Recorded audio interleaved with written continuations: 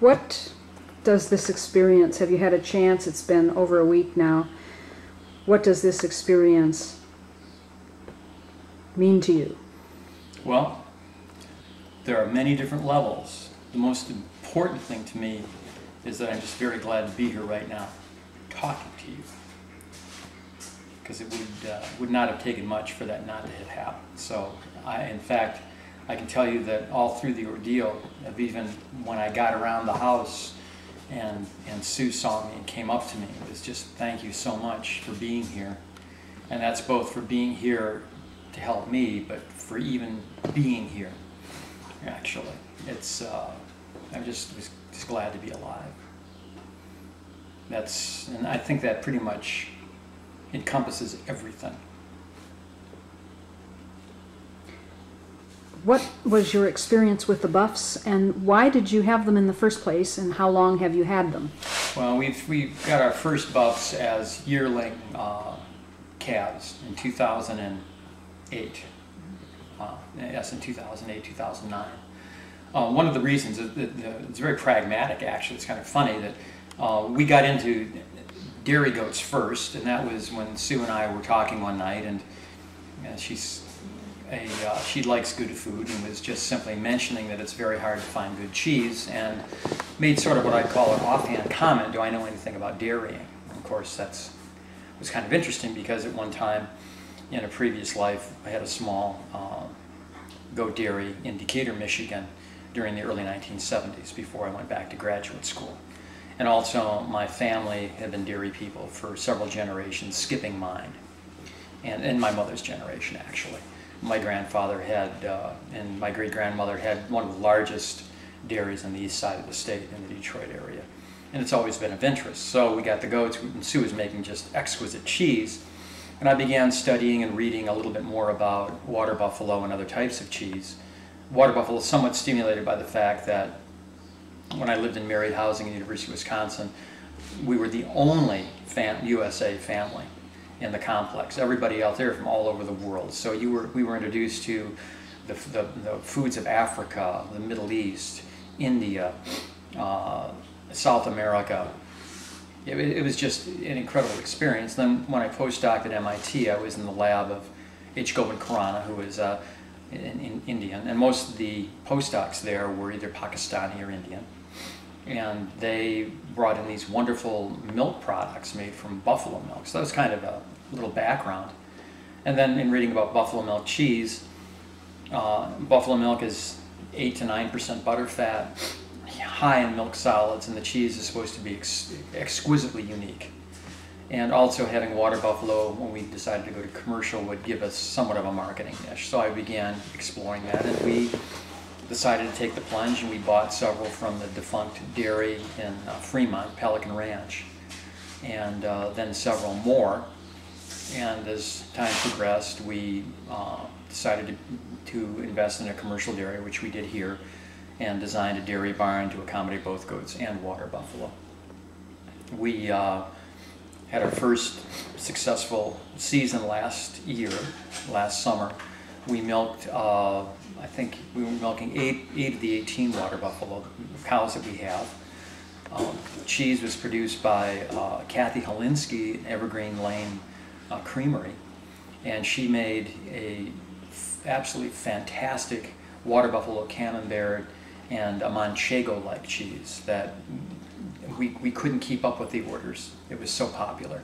It's totally unexpected is that they are unique physically in comparison to European cattle, and also I believe to be unique in terms of just their general disposition. So you have physical features, physiological features in their disposition. They're very intelligent animals, very personable if they're handled correctly and handled at an early age. These animals were, and I've had to work with or have been around a large number of farm animals, dogs, pigs, other animals that are cited as being intelligent. I think water buffaloes exceed them in their intelligence. I'm just thankful they don't have opposable thumbs, or they would be, working my gates over a lot more systematically than they have. And we developed actually a pretty interesting relationship with them. For example, when our first cow, B04, had her calf, one of our first cows, we had to bring her in from the field. And how do you do that if she's reluctant to come in the parlor? We knew she'd been in the parlor when she was younger, but coming into our parlor, she'd never been in the parlor. Her calf drop was a surprise to us.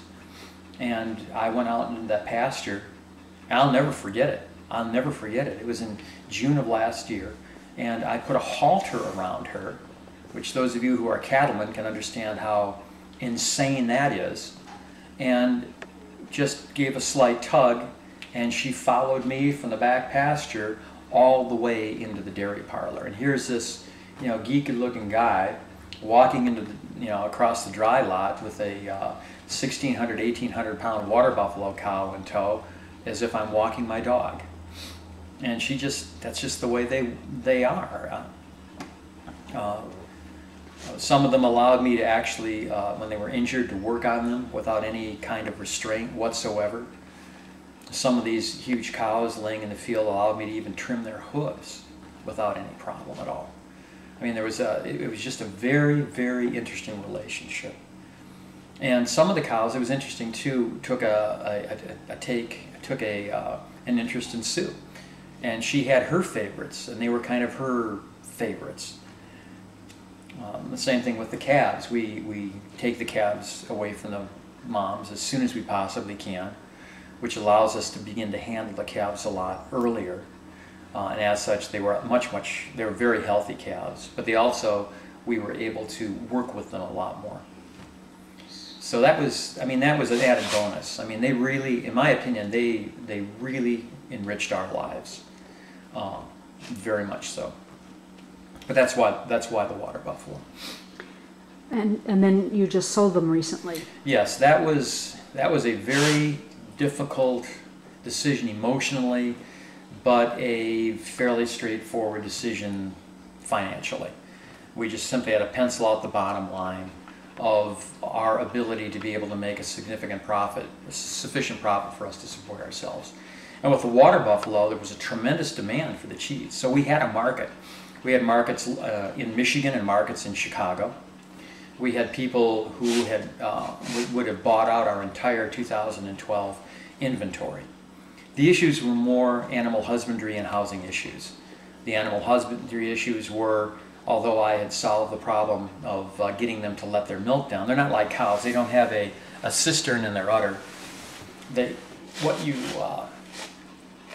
you milk is what they're secreting, and that's under hormonal control, which they control. When they want to let down, they let down. If they don't, they don't. And you're kind of living on buffalo time. It's not like European dairy cattle where that udder gets full and they got to let it fly. So they come in the parlor, you hook up, and you're good to go. Water buffalo, you have to induce them in some way. We'd bring the calves in the parlor, or sometimes even just Sue walking into the parlor with her favorite calves. They all of a sudden let down. It was incredible. So we kind of developed a tag team milking system for maximizing milk production. But the problem was they were dropping calves throughout the season. And what we needed to do was to isolate the bull from the cows, and then control at the time that they were bred, so we can control at the time that they freshened. You can do that by isolating them from the bull, or you can do it by artificial insemination. We couldn't afford AI, and we just didn't have the money to put up a facility for a separate bull area for a water buffalo bull. That's one thing. And the other thing was, they have to have, for us to have made a profit, we needed a minimum of a 210-day lactation period.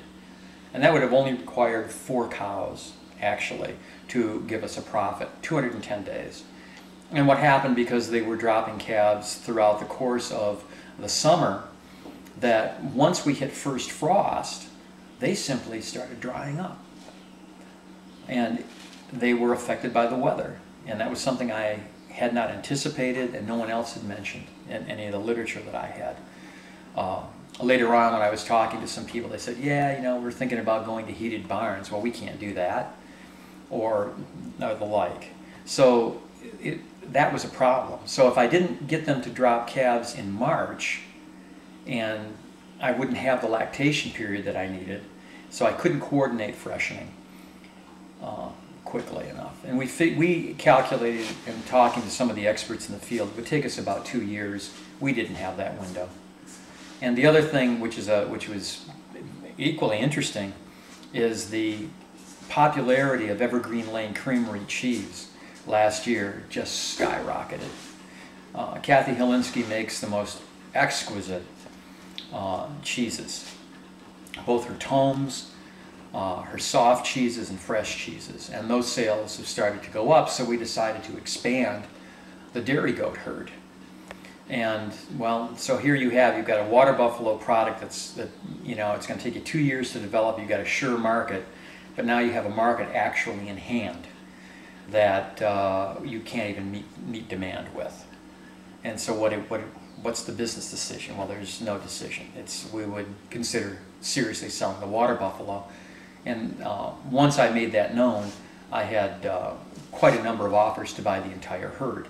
And one of the reasons is that I had been spending these past years trying to collect as many of the animals from the Pelican Ranch Foundation herd as I could find to reconstitute that genetic reservoir of milking stock. Most water buffalo dairies, when they go out of business, the animals are slaughtered, or they go to game farms where they're hunted it's for hire hunting. It's like a package deal of X number of thousands of dollars, and we guarantee that you'll be able to shoot a water buffalo. Although these water buffalo, even though they are hunted, mine would have been like shooting Holstein cows.